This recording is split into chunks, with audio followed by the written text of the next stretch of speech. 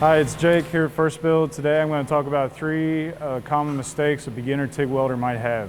A little bit about me is I'm a technician here at First Build. I've been here for about 4 years. About 2 years ago, I went to a local welding school, received my certification in MIG, TIG, and stick welding. And here at First Build, I do a lot of cosmetic and prototype welding, mainly on stainless steel. So the three things I'm going to go over today are how to choose your tungsten, how to make sure you have the appropriate gas coverage, and the travel angle you should use when you're TIG welding. So first thing, you want to pick the correct tungsten for the job that you're doing. One that I like to keep handy is a 2% lanthanated tungsten. The reason I like to do that is because I see so many different projects here at First Build. And you can use this for cold roll, you can use this for stainless steel, you can use it for aluminum, kind of everything that we have here in the shop. A common mistake beginner TIG welders might make is grinding their tungsten wrong. You don't want to grind your tungsten perpendicular to the wheel. You want to line it up parallel, and then you want to slowly rotate it in your hand.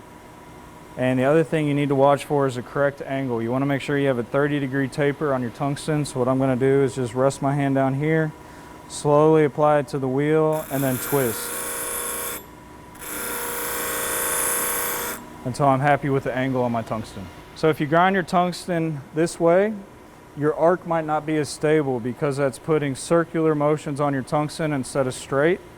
And then if you have the wrong angle, what's going to happen is you might not get sufficient penetration because your arc won't be as good as if the taper is at 30 degrees.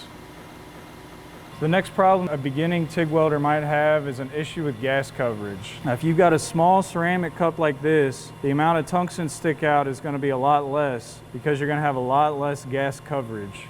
Now, the cup that I like to use is called a Furic cup, and it's a lot bigger, so that allows me to have a lot more stick out of my tungsten to get into those hard to reach places.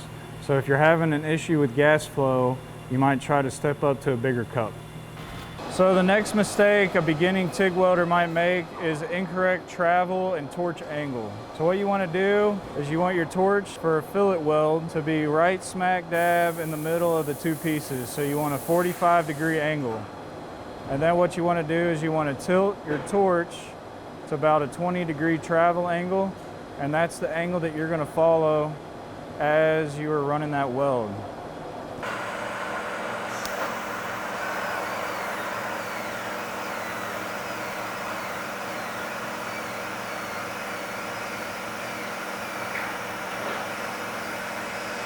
Now, if you don't do that, what you could do is have inconsistent heat on each plate, and your puddle might not want to move the way you want it to.